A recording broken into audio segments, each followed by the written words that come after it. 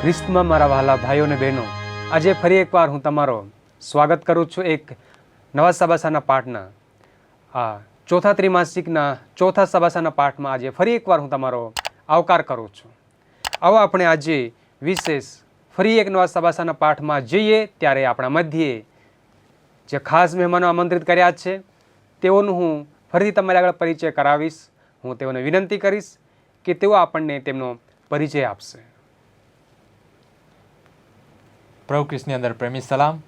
હું છું અલ્પેશ ગામિત અને હું તમને છે રવિવાર અને સોમવારના પાઠ દેવના સૈન્યોના સેનાપતિ અને સ્વર્ગમાં યુદ્ધ વિશે અભ્યાસમાં લઈ જઈશ. દરેકને પ્રભુ ઈસુ ખ્રિસ્તના નામમાં પ્રેમી સલામ. હું છું તમારી સાથે પાસ્ટર ઈસુ ગામિત. હું મંગળવારનો પાઠ અને બુધવારના પાઠની અંદર અધ્યયન કરવાઈશ. દરેકને પ્રભુ ઈસુ ખ્રિસ્તમાં પ્રેમી સલામ. મારો જે વિષય છે ગુરુવારનો બીજો એક શ્રેષ્ઠ વિકલ્પ. વહાલા મિત્રો, આજે આપણે જ્યારે જે સબાસાનો પાઠ શીખવા માટે જે છે તે ચોથા ક્વાર્ટરનો ચોથો પાઠ છે ને તેનું જે મથાળું જે છે તે આપણને કહે છે કે તમામ જે વિવાદો છે એના પાછળનો સંઘર્ષ, જે કેના સંઘર્ષ થાય છે તે આપણને જોવા મળશે. વહાલા, આપણે આજના સબાસાના પાઠને માટે જે સ્મૃતિ સૂત્ર છે તે વાંચીશું. તે યહોશુઆ તેમનો 10મા અધ્યાય અને 14મી કલમ આપણને એ પ્રમાણે કહે છે, તે દિવસના જેવો એક પણ દિવસ તેની આગળ પાછળ થયો નથી કે જ્યારે યહોવાએ માણસોની વાતો સાંભળી હોય, કેમ કે ઇસ્રાયેલને સારું યહોવા લડ્યો છે. આવો આપણે શરૂઆતની પ્રાર્થનામાં જઈએ. આપણે પોતાની આંખોને બંધ કરીશું અને આપણા મધ્ય વડીલ રમેશભાઈ આપણને પ્રાર્થનામાં દોરશે. સારું, આપણે પ્રાર્થના કરીએ. અત્યંત દયાળુ અને કૃપાળુ અમારા સામર્થ્યમાં પ્રભુ ઈસુ, ફરી એકવાર આજે અમે આ સબાતના સથવારે તમારા આગળ બેઠા છે ત્યારે પ્રભુ વિશેષ અમે પ્રાર્થના કરીએ છીએ. જે અમે આજે સબાસણોનું અધ્યયન કરી રહ્યા છીએ પ્રભુ, જે અમારા માટે આજનો જે પાઠ છે, તમામ જે વિવાદો છે તેના પાછળનો જે સંઘર્ષ જે છે તે અમે શીખીએ ત્યારે પ્રભુ અમને દોરાવજો, અમને સહાયતા કરજો. જેઓ સાંભળનારા છે પ્રભુ તેઓ સારી રીતે સાંભળીને તે પ્રમાણે ચાલનારા બનીએ, શીખવનારા બનીએ તેમ તમે થવા દો. અમો દરેકને તમે પ્રભુ મદદ આપો. ટૂંકી પ્રાર્થના માંગીએ છીએ. આમેન. વહાલા મિત્રો, આજે આપણે જ્યારે આ સબાસાના પાઠનું અધ્યયન કરીએ છીએ ત્યારે તમામ જે સંઘર્ષો છે એના વિશે આપણે શીખનારા છે અને એની અંદર જે સમાધાન કેમક થશે એ બાબતને પણ આપણે જોઈએ છે. અને જ્યારે આપણે જોઈએ છે કે હવે જે ઇસ્રાયેલ લોકો જે છે તેઓ હવે યર્દનને પાર કરીને આગળ ગયા છે અને હવે એ લોકો વચનના દેશમાં કનાનમાં પહોંચવાની તૈયારીમાં છે અને ત્યાં એ લોકો હવે યુદ્ધ કરશે, એ લોકો હવે લડશે અને ત્યાં તમામ સંઘર્ષો ઊભા થશે. એ લોકો જે કનાન છે ને તેને જીતવાની તરફ આગળ વધી રહ્યા છે. ત્યારે એવા જ સમય દરમિયાન ત્યાં દેવનું વચન આપણને શું કહે છે કે દેવ કેવી રીતના તેઓની સાથે લડ્યો છે. એટલે કે દેવ ઇસ્રાયેલ અને હિબ્રુના પક્ષમાં રહીને જે કનાનીઓ છે એમની સામે લડે છે. એમ દેવનું વચન કહે છે કે તે દિવસ દેવ એ લોકોનું સાંભળે છે અને તેમના સાંભળતા દિવસ આગળ પાછળ થઈ જાય છે, પરંતુ ત્યાર પછી કોઈ દિવસ આગળ કે પાછળ થયો નથી. ત્યાં આપણને એ જોવા મળે છે કે દેવ તેનું સાંભળે છે. અને આપણે આજે એ જ બાબતને જોનારા છે કે કનાની લોકોને જીતવા પાછળ જ્યારે લોકો વધે છે ત્યારે યહોશુઆ જે છે તેના પુસ્તકમાં આપણને એ બતાવે છે કે તે સમય દરમિયાન યહોવાના જે શબ્દો છે એ યહોશુઆ તેનું સંબોધન કરે છે. એમની સાથે રાહાબની વાતો આપણને પાછલા ભાગોમાં જોઈ ગયા છે, જેને આપણે યાદ કરીએ. એમની સાથે આપણે તેમના લોકો જે છે એ લોકો કેવી રીતના કાર્ય કરે છે, લોકો કેને યુદ્ધ કરે છે, કેને સાંભળે છે તે જોઈશું. તેમજ ત્યાં હિંસક તકરાર કે યુદ્ધ ઊભું થાય છે એમાં દેવ કેવી રીતના એ લોકોની સાથે રહીને લડે છે એ બાબતને આપણે જોનારા છીએ. અને આ દરેક બાબતો જ્યારે આપણે જોઈશું ત્યારે આગળના ભાગો આપણે જોવા મળશે કે એ જે બાબતો છે તે સમયના લોકો સાથે કેવી રીતે બની અને એ વાસ્તવિક સંબંધ, વાસ્તવિક જીવનમાં એ બાબતો આપણને કેવી રીતે મદદરૂપ થાય છે કે આજ એ બાબતો પ્રભુ યહોવા આપણને કેવી રીતે મદદ કરશે. ખ્રિસ્ત પ્રભુ આપણને આજના આ બાબતમાં કેવી રીતે મદદ કરી શકે છે આપણા વ્યક્તિગત અને વાસ્તવિક જીવનમાં, એ બાબતોને આજે આપણે શીખવા માટે જઈશું. તો આવો આપણે આગળના ભાગમાં વધીશું ત્યારે આપણે એ બાબતનો વિશેષ ખુલાસો, વધુ પ્રકાશ આપણે જાણીશું. આપણા મધ્ય પાસ્ટર અલ્પેશભાઈ છે જે આપણને એના આગળના પાઠમાં દોરી જશે. વહાલા વિશ્વાસો, આપણે છે હવે રવિવારના પાઠની અંદર જઈશું અને આપણને ત્યાં વચનોની અંદર કહે છે કે દેવના સૈન્યોનો સેનાપતિ. આપણે યોશુઆ તેનો 5મા અધ્યાય અને 13મી કલમ વાંચીએ છીએ. ત્યાં એક યોદ્ધા વિશે કહે છે, સેનાપતિ વિશે કહે છે. ત્યાં જોવા મળે છે કે ઇઝરાયેલો છે એ કનાન તરફ જતા હતા. એના પહેલાં છે એક મુસીબત અથવા તો એક સમસ્યાનો સામનો કરે છે. અને એ સમસ્યા શું છે કે કનાનની અંદર પ્રવેશ પામતા પહેલાં છે એ યરીખોનો કિલ્લો છે એ લોકોને નડે છે. આપણે જાણે વાંચીએ છીએ, શાસ્ત્રમાં કહે છે કે યરીખો એ કિલ્લો છે, એની ફરતે છે એક લાંબી ઘેરાબંધીવાળી દિવાલ બનાવેલી છે. અને એ કિલ્લો છે, યરીખોનો કિલ્લો છે, એ ઘણો મજબૂત છે. અને એવું મજબૂત છે કે એ લોકો બિંદાસ છે, એકદમ શું છે કે અમને કોઈ પણ હરાવી શકે નહીં એવો એ લોકોના વિશ્વાસ છે યરીખો પાસે. અને જ્યારે ઇઝરાયેલી છે ત્યાં પહોંચે છે અને જોઈએ છે કે આ કિલ્લો છે તો એ બંધ પણ છે, ઊંચી દિવાલો છે, અને કેવી રીતના અમે એને હરાવીશું. અને એ બાબતને વિચાર કરીએ છીએ ત્યાં જોવા મળે છે કે ઇઝરાયેલીઓ જે લોકો હતા, એ જે પછીની જનરેશન હતી, પછીની પેઢી હતી, એ હવે લડવૈયા નથી, પરંતુ એ અરણ્યમાં જન્મેલા બાળકો છે. હવે એ મોટા થયા છે અને એ લોકોને આટલી આવડત નથી કે યુદ્ધની અંદર કેવી રીતના જીતવાનું છે, કેવી રીતના વ્યૂહરચના કરવાની છે, કેવી રીતના આયોજન કરવાનું છે, એ લોકોને આટલી ખબર નથી. પરંતુ અહીં જોઈએ છે કે એ લોકો વિચારતા હશે. ત્યાં તો જોવા મળે છે કે એક પ્રવાસી આવે છે, એક મુલાકાતી એ લોકો પાસે આવે છે. એ વ્યક્તિ જ્યારે એ લોકો પાસે આવે છે ત્યારે યહોશુઆ એને પૂછે છે કે તું કોના પક્ષનો છે? તું અમારા પક્ષનો છે કે તું શત્રુના, દુશ્મનોના પક્ષનો છે? પરંતુ ત્યાં જવાબ અલગ આવે છે. પરંતુ વહાલાઓ છે, અહીં જોવા મળે છે કે જે આવ્યો હતો એ કહે છે કે હું તો સૈન્યના દેવ છે, એના સૈન્યના સેનાપતિ હું છું. અને ત્યાં જોવા મળે છે કે એ સેનાપતિ છે, એ દેવ છે, દેવનું જે સૈન્ય છે એનો સેનાપતિ છે. અને આપણે જ્યારે આપણું બાઇબલ વાંચીએ છીએ ત્યાં જોવા મળે છે કે આ સેનાપતિ છે એ માત્ર મનુષ્ય તરીકે નહીં, પરંતુ આ એક આકાશી સૈન્યને કહે છે કે જે દેવનું સૈન્ય છે, દૂતોનું સૈન્ય છે, એનો આગેવાન પોતાને જણાવે છે, પોતાને સેનાપતિ કહે છે. અને જ્યારે આપણે આ સાંભળીએ છીએ કે આ છે દેવનો સેનાપતિ છે, એક સારો સેનાપતિ છે, ત્યારે અહીં જોઈએ છે લખેલું છે કે યહોવાના અંદાજ પ્રમાણે સેનાપતિનું આદરવું જરૂરી હતું અને એ મુજબ એણે આવકારે છે. અને ત્યાર પછી આપણે બીજો રાજા તેનો 6ઠ્ઠો અધ્યાય અને નેહમ્યા તેનો 9મો અધ્યાય આપણે જ્યારે અભ્યાસ કરીએ છીએ ત્યાં જોવા મળે છે કે જે સૈન્યના સેનાપતિ છે એનું કાર્ય છે સામાન્ય નથી, પરંતુ એમાં એક શક્તિ બળ છે એમાં, અને એ રક્ષણ પૂરું પાડે છે, માર્ગદર્શન પૂરું પાડે છે. એ પણ કેવી રીતના અજાયબી રીતે, અદ્ભુત રીતે એ કૃપા અને શક્તિ છે એ પ્રદાન કરે છે. અને જ્યારે આ સૈન્યના સેનાપતિ વિશે આપણે સાંભળીએ છીએ ત્યાં જોવા મળે છે કે એ કદાચ છે, અને વિશ્વાસ પણ આપણે માનીએ છીએ કે એ ઈસુ ખ્રિસ્ત હશે પહેલા સમયની અંદર. કારણ કે એ જ્યારે યહોશુઆ કહે છે કે તું કોના પક્ષનો છે, ત્યારે એ કહે છે હું કોઈના પક્ષનો નથી, પરંતુ હું દેવ સૈન્યના સેનાપતિ તરીકે હું આવ્યો છું. અને ત્યાં એ પણ જોવા મળે છે કે યહોશુઆ જ્યારે એની પાસે જાય છે ત્યારે એ કહે છે કે યહોશુઆ તારા ચપ્પલ છે તું ઉતારી દે, કેમ કે આ જગ્યા છે પવિત્ર છે. આપણે વિચારતે જો બીજો દૂત હોત તો એને કહેત કે હું એ વ્યક્તિ નથી કે તું મારા દંડવટ પ્રમાણ કરે, પરંતુ એ દાનિયેલની યાદ અપાવે છે કે તે ઈસુ ખ્રિસ્ત છે અને એ સૈન્યના સેનાપતિ છે. અને આપણને એ સાચા નેતા મળે છે જે આપણું રક્ષણ કરી શકે છે. અને આપણે જાણીએ છીએ કે કોઈ આપણા આગળ આગેવાની કરે છે, સેનાપતિ હોય છે, જ્યારે એ લડવૈયા હોય છે, સૈન્ય હોય છે, એને એક આરામ મળે છે, સુરક્ષાનો અનુભવ મળે છે કે ખરેખર મારો આગેવાન છે એ વ્યૂહરચના કરશે, અજાયબ કાર્ય કરશે. અને એમ કરીને આપણા માટે એક સૈન્યના દેવ તરીકે ઈસુ ખ્રિસ્ત આપણા માટે લડે છે અને એ આપણા પક્ષનો છે.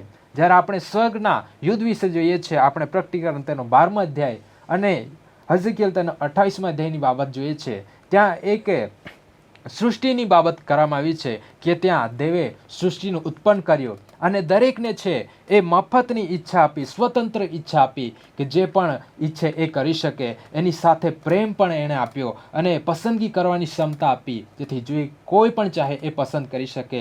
અને એનો ખોટો ઉપયોગ કરીને ત્યાં છે એક દેવદૂત છે લુસિફર, જે એ મફત ઈચ્છાનો, સ્વતંત્ર ઈચ્છાનો દુરુપયોગ કરે છે અને બળવો કરે છે અને ઘણા દૂતોને એની સાથે પક્ષના કરે છે. અને આપણને યશાયા તેનો 14મો અધ્યાય અને એઝેકિયલ 28મો અધ્યાય આપણને યાદ અપાવે છે. બાબેલ અને તૂરના રાજો સાથે સરખામણી કરે છે કે આ જે લુસિફર છે એ એવો છે કે દુષ્ટ છે, અને એ જે દેવે છે સૃષ્ટિ અને પૃથ્વી આ સગળું જે રચયાતા કર્યું, આની વચ્ચે છે એ ખોટો આક્ષેપ કરે છે. અને સ્વર્ગીય જે આ બળવાખોરો છે, જે લુસિફર સાથે જે બળવાખોરો છે, આ પૃથ્વી પરના જે દેવ હેતુ લઈને આવ્યો હતો એને અવરોધ કરે છે, કે દેવ જે કાર્ય કરવા માગતા હતા એને અવરોધતો હતો.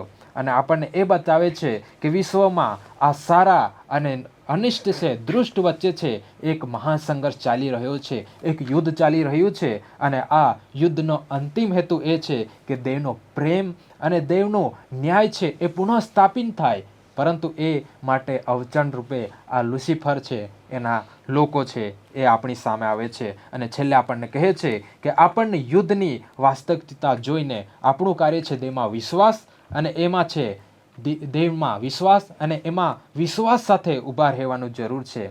અને આપણી પરિસ્થિતિ કેવી પણ હોય એ આપણા માટે સેનાપતિ તરીકે ઊભો રહેશે અને આપણા માટે એ લડશે. આમેન. વહાલો, આપણે સુંદરતા અહીં સવાસાના પાઠમાં જોઈ ગયા છે કે દેવ યહોવા પોતે તેના લોકોને માટે સેનાપતિ બને છે. અને સેનાપતિનું કામ છે કે આખા સૈન્યની આગળ ઊભા રહેવાનું અને સૈન્યને લડવાને માટે રચના આપવાની અને એને લડાઈમાં આગળ લઈ જવાનું. તો દેવ પોતે સેનાપતિ બને છે, અને એ સેનાપતિ તો બને જ છે, પરંતુ એ યુદ્ધ પણ લડે છે.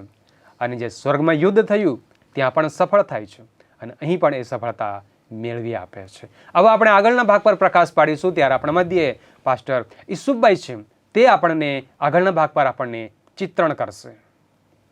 હવે આ સમયે આપણે મંગળવારના પાઠ તરફ જઈશું. મંગળવારનો પાઠ છે આપણો કે દેવ એક યોદ્ધા છે, અને આપણા પ્રભુ પરમેશ્વર એ કઈ રીતે યોદ્ધા છે એ આપણે જોનાર છે. એ શું ખરેખર યોદ્ધા છે આપણો? કેમ કે બાઇબલનું વચન આપણને કહે છે નિર્ગમનનો 2 અધ્યાય અને 23 થી 25ની અંદર કે મિસ્રની અંદર જ્યારે ઇઝરાયેલી લોકો એ ગુલામની અંદર હતા ત્યારે એ દેવને પોકારે છે. હાલો, જ્યારે મિસ્રની અંદર ઇઝરાયેલ લાંબા સમયથી ગુલામ હતા, તેઓના પોતાના પૂર્વજોના દેવને લગભગ ભૂલી ગયા હતા, છતાં તેઓ યાદ કરે છે અને એ તેઓના મુશ્કેલ સમયની અંદર જે છે એ લોકો પોકાર કરે છે, યાદ કરે છે. અને દેવે તેઓની પ્રાર્થના સાંભળી, અને તેઓની પ્રાર્થના માત્ર સાંભળી જ નહીં પણ તેઓને પ્રતિક્રિયા આપે છે. અને વહાલાઓ, આપણે બાઇબલ આપણને બતાવે છે કે કઈ રીતે પ્રભુ પરમેશ્વરે મૂસા દ્વારા તેઓને એ ગુલામીમાંથી બહાર કાઢે છે. વહાલાઓ, પ્રભુ એક યોદ્ધા તરીકે, દેવ આપણો એક યોદ્ધા તરીકે કઈ રીતે કાર્ય કરે છે, તેઓના પસંદ કરેલા લોકોને કઈ રીતે લડે છે તેઓના માટે, એ આપણે જોનાર છે. બીજી બાબત એ કે તેઓના દુશ્મનોને કઈ રીતે સજા આપે છે એ પણ છે કે નિર્ગમનનો 12મો અધ્યાય અને 12 અને 13 કલમની અંદર કે યહોવા દેવે એક મિસ્રના જે દેવતાઓ હતા તેઓનો એ નાશ કરે છે, તેઓનો એ ન્યાય કરે છે. તમે વાંચી શકો છો નિર્ગમનનો 12મો અધ્યાય અને 12 અને 13ની અંદર કે યહોવા દેવ એ મિસ્રીઓના જે દેવતાઓ હતા તેઓનો પણ ન્યાય કરે છે. અને બીજી બાબત આપણે જોવા મળે છે કે દેવ એક યોદ્ધા છે જે પોતાના શત્રુઓનો સમગ્ર નાશ કરે છે. વહાલાઓ, અને બાઇબલ આપણને કહે છે કે દેવ ફક્ત ઇઝરાયેલ સામે ઉભેલા ફારૂન અને તેના સામે જ નહીં, પરંતુ મિસ્રના જે દેવતાઓ હતા તેઓ સામે પણ યુદ્ધ કરે છે. અને દરેક જે મરેલી મૂર્તિઓ છે તેઓની સામે પોતાની જે છે એ શક્તિ બતાવે છે. આપણે 15 અધ્યાય અને 3 કલમની અંદર આપણને કહે છે કે યહોવા એક યોદ્ધા છે જેણે પરાક્રમી આપણા માટે કાર્ય કર્યા છે. અને એનો મતલબ એ થાય છે કે દેવ પોતાના લોકોના માટે આત્મિક અને શારીરિક દાસત્વમાંથી આપણને છોડાવે છે. આજે આ જગતની અંદર આપણે આત્મિક કે પછી શારીરિક કઈ બાબતોની અંદર આપણે દાસત્વમાં હોય છે. પણ પ્રભુ આપણા મહાન પરમેશ્વર આપણને એ બાબતોમાંથી છડાવતો હોય છે. વહાલાઓ, પ્રભુ પરમેશ્વર માત્ર આપણને જોનાર નથી, એ માત્ર દર્શક નથી, પણ એ આપણે યોદ્ધા છે. તે પોતાના લોકોને છોડાવવા માટે એ સક્રિયતાથી લડે છે અને આખરે તે પાપ અને શૈતાનના કાર્યને એ હરાવે છે. વહાલાઓ, આજે આજના આ મંગળવારના પાઠ પરથી આપણે આત્મિક પાઠ જે આપણે સમજીએ છીએ એ છે કે દેવ આપણા જીવનની મુશ્કેલ પરિસ્થિતિઓમાંથી કે પરીક્ષાના સમયમાંથી એ પાપી જે પરિસ્થિતિઓ હોય છે આપણા જીવનની અંદર, તેઓને માટે એ લડે છે અને આપણને આઝાદ કરે છે. અને બીજી બાબત, આપણા જીવનની અંદર કે જે બાબતો છે એના માટે પ્રભુ આપણને આપણા માટે લડે છે. જ્યારે જ્યારે આપણે પ્રાર્થના કરીએ છીએ, જે પ્રમાણે ઇઝરાયેલીઓએ પોકાર કર્યો, જ્યારે તે લોકો મુશ્કેલ સમયની અંદર હતા, તે પોકાર કર્યો અને પ્રભુ તેઓની પ્રાર્થના સાંભળી અને તેઓને એ ગુલામીમાંથી એ બહાર કાઢે છે. વહાલાઓ, આજે તમે ને હું શું ખરેખર આપણે પ્રભુ પરમેશ્વરને આપણો યોદ્ધા તરીકે સ્વીકાર કરીએ છીએ? જો આપણે યોદ્ધા તરીકે સ્વીકાર કરીએ છીએ, એ જરૂર આપણા માટે લડશે. કેમ કે બુધવારના પાઠની અંદર આપણને એ જ જોવા મળે છે કે વિષય એ છે કે દેવ તમારા માટે લડશે. વહાલાઓ, દેવ આપણા માટે લડે છે. નિર્ગમન તેનો 14મો અધ્યાય અને 13 અને 14ની કલમની અંદર મળે છે કે યહોવા તમારા માટે લડશે, માત્ર તમારે શાંત રહેવું. કેટલું અદ્ભુત વચન મળે છે વહાલો આપણને કે દેવ જેણે આપણને આ પૂરા સંસારને બનાવ્યા છે એ આપણા માટે લડે છે. અને નિર્ગમન 14 અને 25ની અંદર પણ કહેવામાં આવે છે કે મિસ્રીઓ પણ સ્વીકાર કરી લે છે કે યહોવા ઇઝરાયલ માટે લડી રહ્યો છે. કે જ્યારે તેઓ એક સમુદ્રને જ્યારે પાર કરી રહ્યા હતા અને ત્યારે તેઓ જાણે છે કે તમે વાંચજો કે નિર્ગમન 14 અને 25માં લખવામાં આવ્યું છે કે મિસ્રીઓ પણ જાણે છે કે પ્રભુ યહોવા ઇઝરાયેલો માટે લડી રહ્યો છે. જ્યારે તો આ સમુદ્રની અંદર ફસાયા હતા, લાલ સમુદ્રની અંદર ફસાયા હતા, ત્યારે તેઓ સ્વીકાર કરે છે કે પ્રભુ યહોવા તેના માટે લડી રહ્યો છે. આજે તમારા માટે પ્રભુ પરમેશ્વર લડે છે. વહાલાઓ, શું આપણે દેવને એક યોદ્ધા તરીકે સ્વીકાર કરીએ છીએ? અને એ જ બાબત આપણને મળે છે કે એક્સોડસ નિર્ગમન પુસ્તક તેનો 14મો અધ્યાય અને 13 અને 14 કલમની અંદર પણ જ્યારે તેઓને મૃત્યુનો ભય હતો, ત્યારે પણ તેઓ પ્રભુને પોકાર કર્યો અને પ્રભુએ તેઓને બચાવ્યું. અને તેનું વચન કહે છે કે તમે બીહોમાં ઊભા રહો, યહોવા આજે તમારા બચાવ માટે શું કરશે તે તમે જુઓ. મૂસા ઇઝરાયેલી લોકોને કહે છે કે બીહોમાં તમે માત્ર જુઓ કે યહોવા પ્રભુ જે તમારા માટે બચાવનું કાર્ય કરશે એ તમે જુઓ. યહોવા તમારા માટે યુદ્ધ કરશે અને તમારે માત્ર શાંત રહેવાનું છે. વહાલાઓ, આજે તમારા અને મારા માટે પ્રભુ પરમેશ્વર લડાઈ લડે છે. અને આપણે સરળ રીતે આને સમજીએ તો આપણે સુંદર એવી બાબત મળે છે કે આપણે લડવાની જરૂર પડતી નથી. ઇઝરાયેલીઓને લડવાની જરૂર પડી ન હતી, પરંતુ દેવે તેઓના માટે વિજયની અંદર એ હાથ ભજવે છે અને એ છેવટે જે છે એ વિજય અપાવે છે. અને એ જ વચન આપણને મળે છે કે માત્ર આપણે ઊભા રહેવાનું છે અને દેવની મુક્તિનું જે કાર્ય છે એ આપણે જોવાનું છે. કેમ કે પ્રભુ આપણા માટે યુદ્ધ કરશે, તમારા માટે યુદ્ધ કરશે. અને પરમેશ્વરના એ જે મહાન ચમત્કારિક જો કાર્ય છે એની અંદર આપણે માત્ર વિશ્વાસની જરૂર છે. કેમ કે કુશળતાની નથી. જો કે મિસ્રીઓ કુશળતામાં હતા, એ સારા સૈનિકો હતા, પરંતુ તેઓની કુશળતા, તેઓની કારીગરી તેઓને કામ ન લાગી. પરંતુ ઇઝરાયેલીઓનો જે વિશ્વાસ હતો એ તેઓને બચાવે છે. જો આપણે પ્રભુ પર વિશ્વાસ કરીએ છીએ, એ ચોક્કસ આપણા જીવનની અંદર એ કાર્ય કરે છે. વહાલો, આપણે ગમે તેવી વ્યૂહરચના બનાવતા હોય, પણ દેવની વ્યૂહરચના અને આપણી વ્યૂહરચના આ ઘણી જ અલગ હોય છે. કેમ કે આપણો પ્રભુ પરમેશ્વર એક યુદ્ધ માટે એક વ્યૂહરચના બનાવે છે અને તેની વ્યૂહરચના, એની યોજના આપણા વિચારો કરતાં અલગ હોય છે. આપણે જોયું કે ઇઝરાયેલ લોકોએ જે છે તલવાર ઉગામવાની જરૂર ના પડી હતી. દેવ પોતે એ લોકો માટે લડે છે. અને એલએન જી વ્હાઇટ પણ કહે છે કે વિશ્વાસ અને આજ્ઞા પાલન પૂરતું છે. જો આપણે પ્રભુ પર વિશ્વાસ રાખીએ છીએ, એનું આજ્ઞા પાલન કરીએ છીએ, તો પ્રભુ આપણા માટે ચોક્કસ લડે છે. વહાલાઓ, અને જે રીતે ઇતિહાસની અંદર આપણને મળે છે કે ઇઝરાયેલીઓએ પૂરો વિશ્વાસ કર્યો અને આપોઆપ તેઓને વિજય મળે છે. અને બીજી બાબત આપણને મળે કે લાલ સમુદ્ર અને પછીના યુદ્ધ બતાવે છે કે દેવની મહાનતા વિજય માટે કેટલી જરૂરી છે. આજે દેવ પર આપણે શંકા ના કરીએ કે પછી ફરિયાદ ના કરીએ કે આપણે પોતાના પર વિશ્વાસ ના કરીએ, પણ દેવ પર વિશ્વાસ કરીએ. કેમ કે જ્યારે આપણે દેવ પર વિશ્વાસ કરીએ છીએ, આપણા જીવનની અંદર પ્રભુ કાર્ય કરે છે અને આપણા માટે એ લડે છે. આમેન. વહાલાઓ, અહીં આપણે ફરી એકવાર સુંદર તે બાબતને સમજી ગયા છે કે દેવ જે આપણો છે તે યોદ્ધા છે. બીજી બાબત આપણે જોઈએ કે એ લડે છે. આજ આપણા વાસ્તવિક જીવનમાં શેતાની સામે આપણને બચાવવા માટે, આપણા વિજયના માટે તે લડી રહ્યો છે, કેમ કે તે યોદ્ધા છે. આપણા વ્યક્તિગત જીવનમાં, સંગતિક જીવનમાં, પારિવારિક જીવનમાં દેવ આપણા વતી લડે છે અને હરેક પ્રકારના પાપો, અપરાધોથી બચાવે છે અને સફળ કરે છે. આવો આપણે આગલા ભાગમાં વધીશું. પાસ્ટર રમેશભાઈ આપણને આગળના ભાગ પર પ્રકાશ પાડશે. દરેકને હેપી શાબાત. ફરી એકવાર આપણે ગુરુવારનો જે વિષય છે તેમાં આપણે જઈશું અને આપણે જોયું છે કે આજનો જે આ ચોથો જે ભાગ છે, ચોથો પાઠ છે, એનું મથળું જોતાં તમામ વિવાદો પાછળનો જે સંઘર્ષ જે છે, હવે આ સંઘર્ષ જોતાં દેવ જે છે તે દેવ કોના સાથે કેવો સંઘર્ષ કરે છે, આપણાને પણ કેવી રીતે સંઘર્ષ કરવો પડે છે, એ આપણે આ પાઠોમાં જ આપણે જોઈ રહ્યા છીએ. ઇઝરાયલ લોકોએ પણ સંઘર્ષ કર્યો છે ત્યાં. હવે આજનો જો વિષય જે આપણે જોઈએ તો બીજો એક શ્રેષ્ઠ જે વિકલ્પ જે છે, પરમેશ્વરની નજરમાં આ વિકલ્પમાં શું મુખ્ય ભૂમિકા ભજવે છે, અને તે છે પ્રેમ. અને આ પ્રેમના લીધે દેવ ચાહતો નથી કે કોઈનો પણ નાશ થાય. દેવ ચાહતો નથી કે મારે કોઈના સાથે યુદ્ધ લડવું પડે. એના માટે દેવે આ પૃથ્વીના ઉપરના જે માણસો બનાવ્યા છે એના માટે નથી બનાવ્યા કે તેઓ નાશ પામે. કેમ કે પરમેશ્વરનું જે ટાર્ગેટ લક્ષ્ય જે છે તે છે કે દરેક જણ અનંત જીવન પામે. અમે જોઈ રહ્યા છીએ હકીકતો, જે અમે ઇતિહાસમાં જોઈ રહ્યા છીએ, નિર્ગમનના પુસ્તકમાં જોઈ રહ્યા છીએ. અને નિર્ગમન પુસ્તકમાં તમે 17મા અધ્યાયમાં તમે ત્યાં જોશો તો ત્યાં પણ મૂસા જે છે ત્યાં ઇઝરાયલ લોકોને એક આગેવાની ત્યાં કરે છે અને યહોશુઆ પણ ત્યાં આગેવાની કરે છે. તો અહીંયા એક વિષય અહીંયા એવો આવી ગયો છે કે માસ્કા અને મરીબામાં ત્યાં એમને ઇઝરાયલ પુત્રોએ શું કર્યું છે, ત્યાં તકરાર કરી છે. અને તકરારના વિશેનું કારણ શું હતું કે તેમને પાણી મળતું ન હતું ને એવી બધી બાબતો આપણે જોવા મળે છે ત્યાં.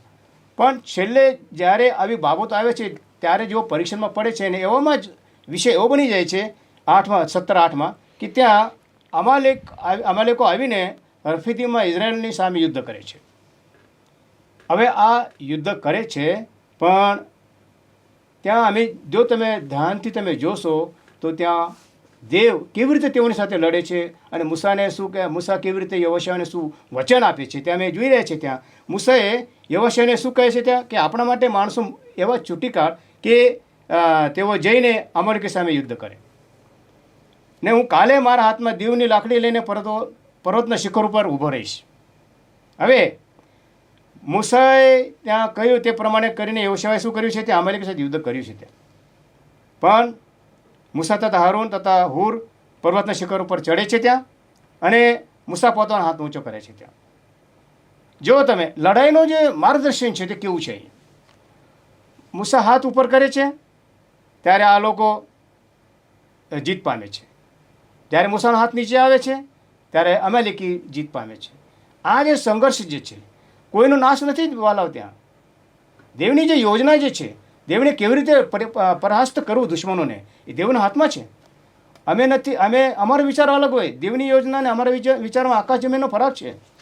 અમે બીજી બાબત અમે જોઈએ છીએ કે જ્યારે યહોશુઆનું પુસ્તક તેનો 6 અધ્યાય ત્યાં પણ 17 થી 20 વચનમાં તમે જોશો ત્યાં પણ યહોશુઆ ત્યાં હરિકો નગરને ત્યાં કાબિલ કરવા માટે પ્રયત્ન કરે છે.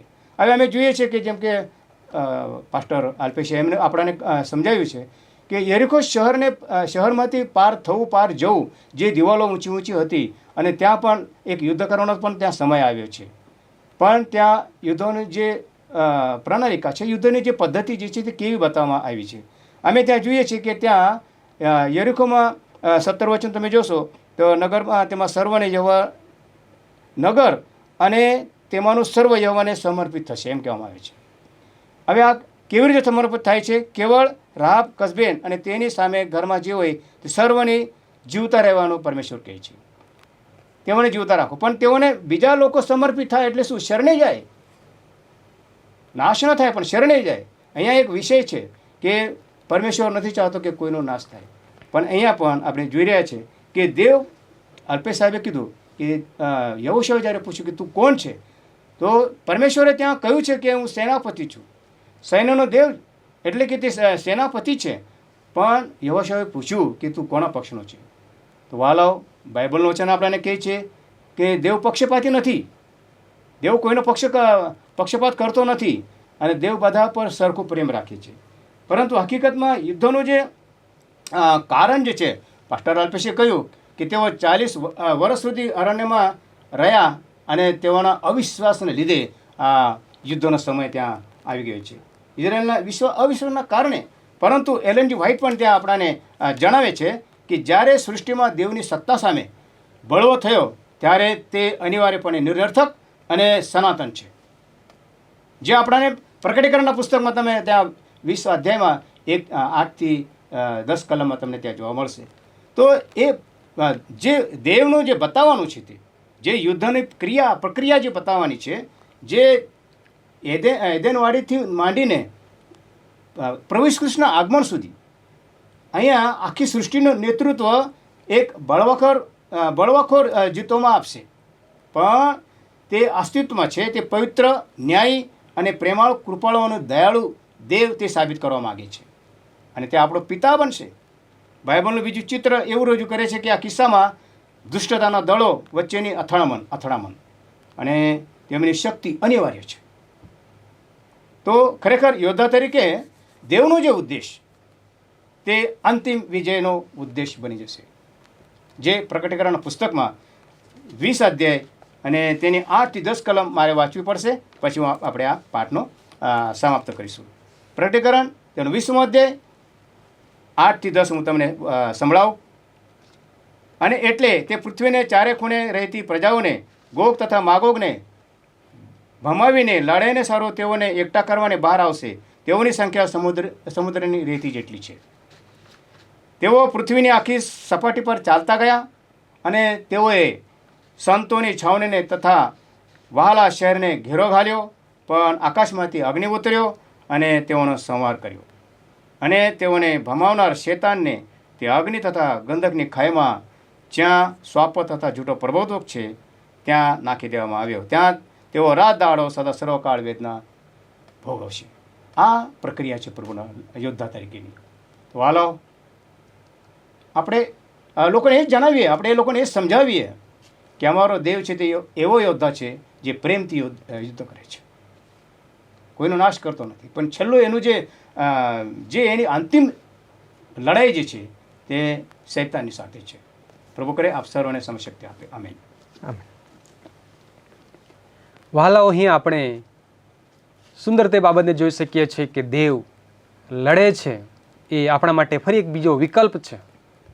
અને વિશેષ આપણે એ બાબત જોઈ ગયા છે કે દેવ જ્યારે લડે છે ત્યારે ખરેખર આપણા પક્ષમાં થઈને લડે છે અને વિજય અપાવે છે. આપણે બે વિશેષ કિસ્સાઓ જોઈ ગયા છે કે જે સમય દરમિયાન મિસ્રી લોકો ઇઝરાયલની પાછળ જાય છે અને ભર સમુદ્રમાં જઈને એ લોકોને ખ્યાલ આવે છે કે અમે હથિયારબંધ હોવા છતાં એ લોકોને પકડી શકતા નથી, કેમ કે એઓની સાથે દેવ લડે છે. અને એ જ રીતે અમોલકીઓની સાથે લડે છે. ત્યાં મૂસા જ્યારે પોતાના હાથ અને લાકડી ઊંચી કરે છે ત્યારે ઇસરાયેલ લોકો વિજય પામે છે. અને દેવના વચનમાં લખ્યું છે કે તે દિવસે એવા લડે છે કે દિવસ પણ થંભી જાય છે. અને ઇતિહાસની અંદર એક એવો દિવસ છે કે જે દિવસ વિશેષ આપણે જોઈ શકીએ છીએ કે આખી દુનિયાની અંદર આજ સુધી સૌથી લાંબો દિવસ હતો. વહાલાઓ, સુંદર સવાસનો પાઠ આજે આપણને શીખવા મળે છે. હું ફરી એકવાર આપણા મહેમાનનો આભાર માનીશ.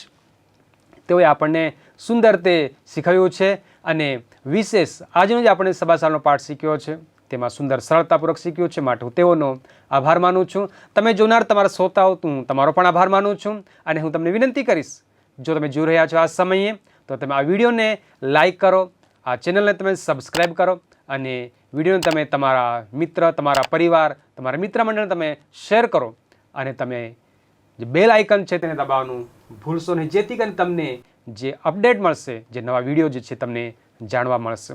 અને જો તમારી વિનંતી છે તો તમે કોમેન્ટ બોક્સમાં કરો. અમે તમારી પ્રાર્થના અને વિનંતીઓ માટે પ્રાર્થના કરીશું. તમારી કંઈ સૂચના હોય એને તમારી સાથે વાર્તાલાપ કરીશું. અને જો તમે કંઈ વધુ માહિતી માગો છો તો તમે મેલ કરી શકો છો. અમારો મેલ છે digitalwiu@gmail.com. તમે એના પર તમારી જે પ્રતિક્રિયા છે તે લખીને મોકલો. અમે તમારી સાથે સંપર્ક કરીશું. આવા આપણે પ્રાર્થનામાં જોડાઈએ અને સવાસાને પૂર્ણ કરીશું. આપણા મધ્યે પાસ્ટર અલ્પેશભાઈ છે, આપણને પ્રાર્થનામાં દોરશે. આવો આપણે પ્રાર્થના અંદર જઈએ. અમારા સ્વર્ગીય પિતા, અમે તમારી પાસે આવ્યા છીએ.